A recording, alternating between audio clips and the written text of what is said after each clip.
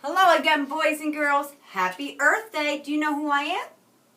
Well, if you don't, you will after I read the story. But I am here with a very special natural resource. Right? Yesterday we talked about natural resources, things from nature that we use in our daily life, and how important it is to save and conserve them and to use them wisely. So, Mr. Tree is here to join me.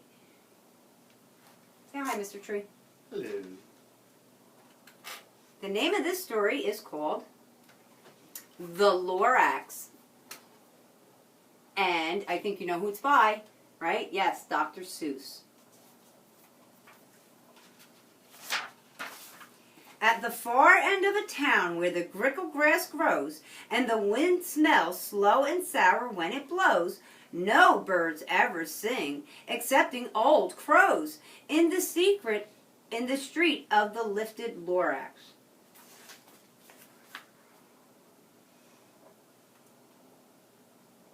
Looks very dark and dull. Would you want to live there? No. And deep in the grinkle grass, some people say, if you look deep enough, you can still see today where the Lorax once stood, just as long as it could, before somebody lifted the Lorax away. What was the Lorax, and why was it there? And why was it lifted and taken somewhere? From the far end of town where the grickle grass grows. The old Onceler lives here. Ask him. He knows.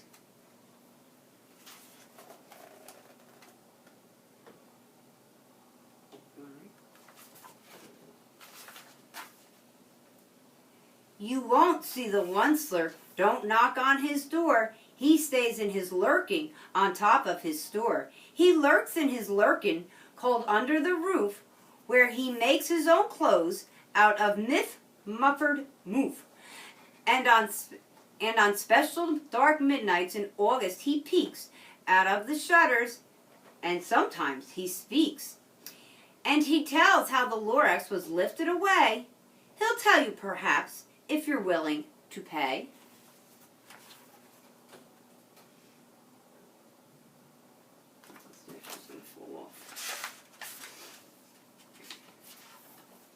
On the end of a rope, he lets down a tin pail, and when you toss in 15 cents and a nail and a shell of great-great-great-grandfather snail. Those are some weird things to pay.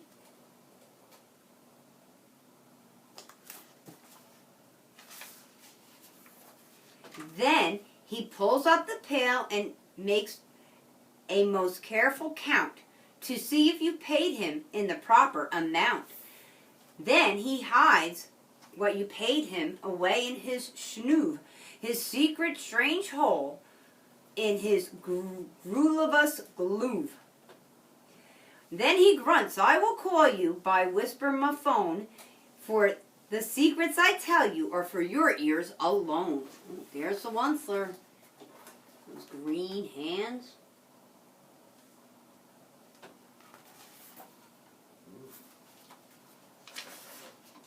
Slump! Down slumps the whisper-ma-phone to the ear, and the old Onceler whispers are not very clear, since they have come down through the snurdly hose, and he sounds as if he had smallish bees up his nose. Now I'll tell you, sir, he says, with his teeth sounding gray, how the Lorax got lifted and taken away. It all started back when? Such a long, long time back. See, he's speaking to the boy.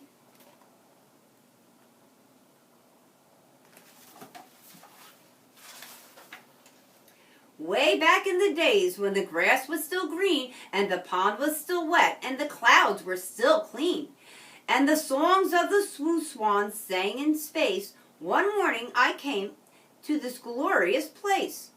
And I first saw the trees, the truffula trees, the bright-colored trust of the truffula trees, mile after mile in a fresh morning breeze. Well, that looks like a pretty colorful place. There's grass and plants and birds singing. But what happened to them all? And under the trees I saw brown baraboots frisking about in their barraloot suits as they played in the shade and ate truffle of fruits.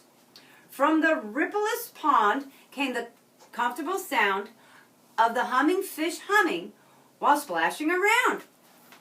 Look at all that wonderful life going on.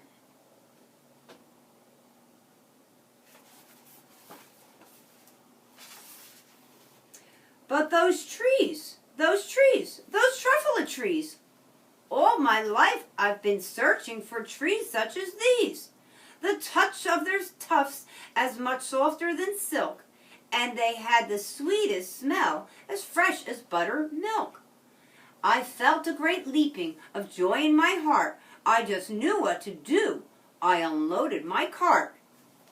So there's the Onceler a long time ago when everything had beautiful trees and life growing on it. He's emptying his truck. What do you think he's going to do? What's he going to put in there? In no time at all, I had built a small shop. Then I chopped down a truffula tree with just one chop. And with a great skillful skill, and with great speedy speed, I took a soft tuft and I knitted a thneed.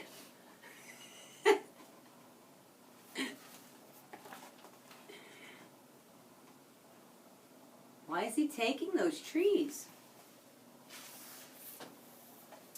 The instant I'd finished, I heard a gazump. I looked. I saw something pop out of the stump of the tree I chopped down. It was a short man. Describe him. That's hard. I don't know if I can. What do you think came out of that tree? What came out of that tree stump? That's right. Me, the Lorax. He was shortish and oldish and brownish and mossy, and he spoke with a voice that was sharpish and bossy.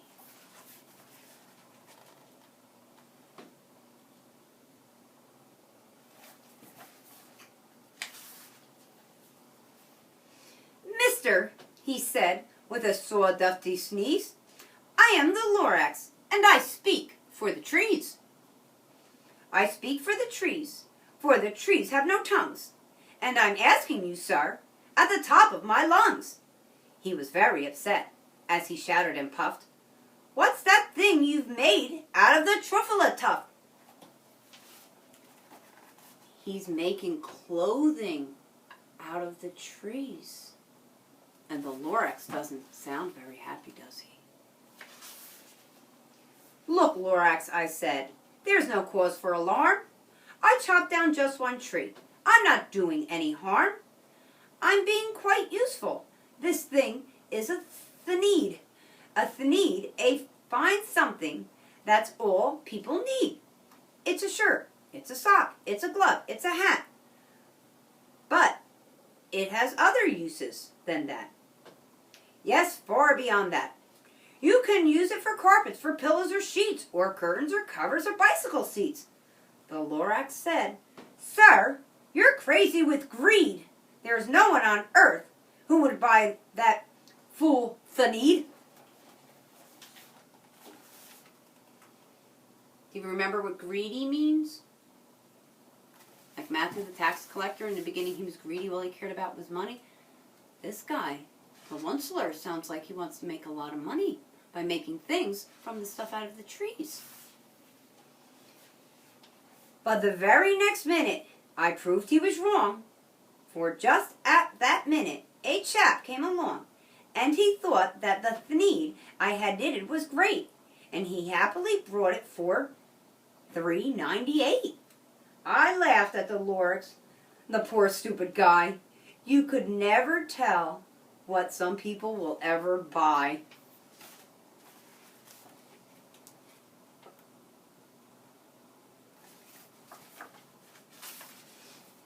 I I repeat, cried the Lorax, I speak for the trees.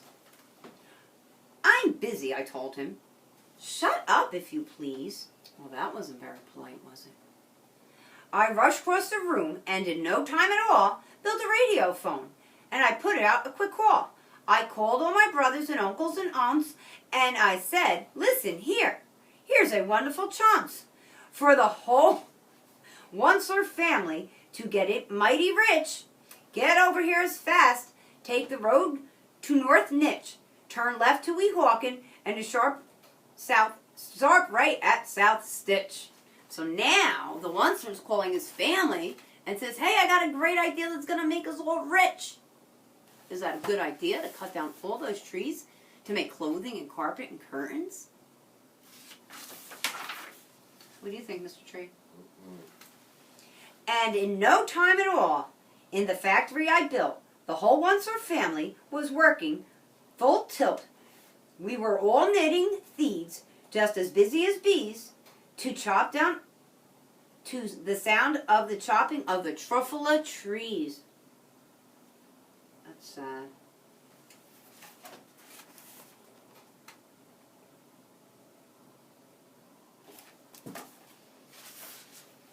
Then, oh baby oh, how my business did grow. Now chopping one tree at a time was too slow. What do you think they did? They're saying, wow, business is kicking up. We got to chop these trees down faster. So I quickly invented a super axe hacker, which whacked off 4 truffula trees at one smacker. We were taking thieves 4 times as fast as before.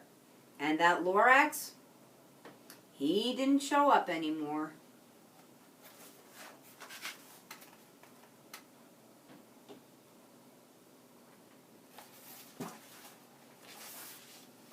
But the next week he knocked on my new office door.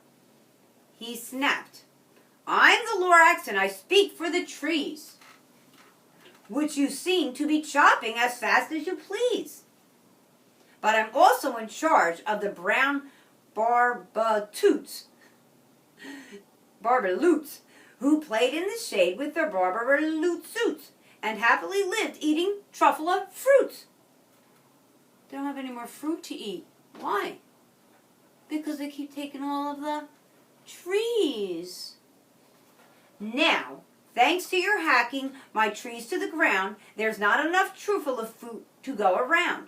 And my poor Barbaloots are all getting the crummies because they have gas and no food in their tummies.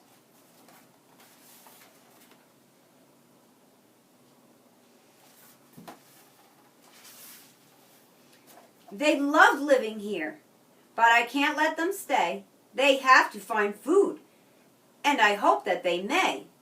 Good luck, boys, he cried, and he sent them away. I, the Onceler, felt sad as I watched them go. But business is business, and business must grow, regardless of crummies and tummies, you know? Oh, that is really selfish. He doesn't care about how the other creatures have nothing to eat. He just cares about what? Right, money. I meant no harm. I most truly did not. But I had to grow bigger, so bigger I got. I biggered my factory, I biggered my roads, I biggered my wagons, and I biggered my loads. Of the thieves I shipped out, I was shipping them forth to the south, to the east, to the west, and to the north. I went right on biggering, selling more thieves, and I biggered my money, which everyone needs. Does he really need that much money? That is greedy. Do you see? There's hardly any trees left.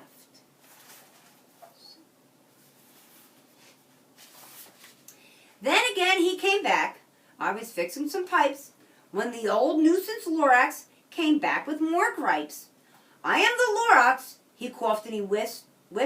He sneezed and he snuffled and snarled and he sniffed. Onceler, he cried with a gruffulous croak. Onceler, you're making such a smug, glorious smoke. My poor swansome swans, why they can't sing a note. No one can sing who has smog in their throat. Oh, do you see what's happening now? Not only has he taken all of the trees down that provided homes for the birds and food, but now, since he made his factories bigger, look at all of the smoke, the air pollution going in the air. Now the swans can't even sing. They're getting sick. And so, said the Loryx, please pardon my cough. They cannot live here, so I'm sending them off. Where will they go? I don't hopefully know. They may have to fly for a month or a year to escape from the smog that you've smogged all around here.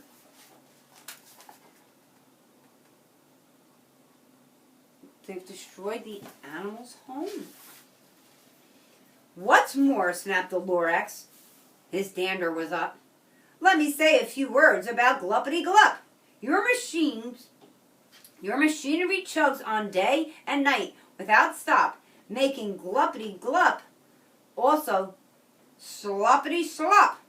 And what do you do with this leftover goo? I'll show you, you dirty old one-third man, you.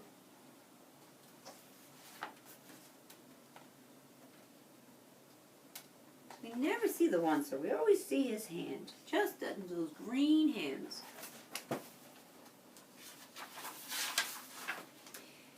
You're glumping the pond where the hummerfish hummed. No more can they hum, for their gills are all gummed. So I'm sending them off. Oh, their future is dreary. They'll walk on their fins and get woefully weary in search of some water that isn't so smeary. I hear things are just as bad up at Lake Erie. Oh my goodness, so they're emptying pollution, dirtying the water, so the fish can't even live there. I don't know if the fish are going to make it to find water walking on their fins. And then I got mad. I got terribly mad. I yelled at the Loryx. Now listen here, Dad.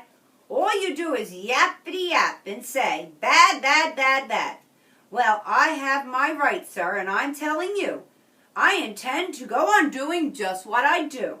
And for your information, you Loryx, I'm figuring and biggering and biggering and biggering and biggering. So he's just going to keep making his factories bigger and everything's going to get messier, turning more truffula trees into thieves, which everyone needs.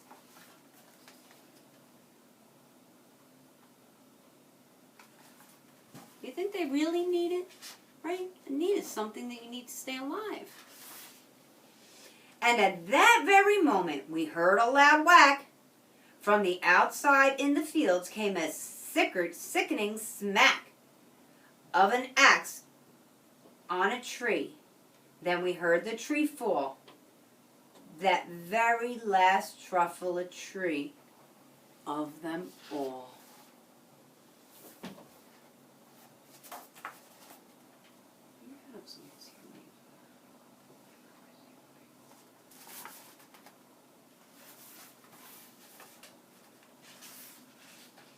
No more trees, then no more thieves, no more work to be done. So in no time, my uncles and aunts and everyone all waved me goodbye. They jumped in the cars and they drove away under the smoke-smuggered stars. And now all that was left, neath the bad-smelling sky, was my big empty factory, the Loryx, and I. So, now the Onceler's family's leaving, there's no more trees. What will the Onceler and the Loryx do? The Loryx said nothing, just gave me a glance. Just gave me a very sad, backward glance. And he lifted himself up by the seat of his pants. And I'll never forget the grim look on his face when he hoisted himself and took off to leave this place through a hole in the smog without even leaving a trace. So there's the Lorax who speaks for the trees. He did the best he could. And now he's going away. And all the Lorax left there, and all that the Lorax left here in this mess was a small pile of rocks with one word: unless. Whatever that meant. Well, I just couldn't guess. So all he left was a pile of rocks that were written the word unless. But the Onceler doesn't know. What does that mean? Why did he write unless? Let's see. That was long, long ago. But each day since that day, I've sat here and worried away. Through the years, my buildings have fallen apart, and I've worried about it with all my heart.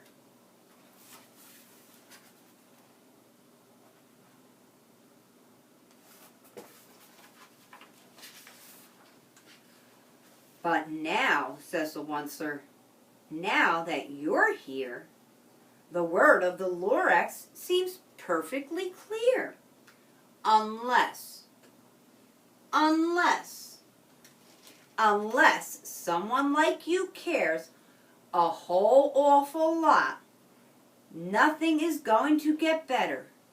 It's just not.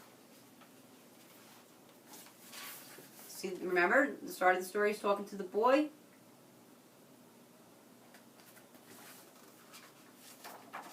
And what do you think? Let's see, what's not going to get better? So, catch, calls the Onceler, and he lets something fall. It's a truffula seed. It's the last one of them all. You're in charge of the last truffula seeds, and truffula trees are what everyone needs. Plant a new one. Treat it with care. Give it clean water and feed it fresh air. Grow in a forest. Protect it from axes that hack. Then the Lorax and all his friends, well, maybe they'll come back.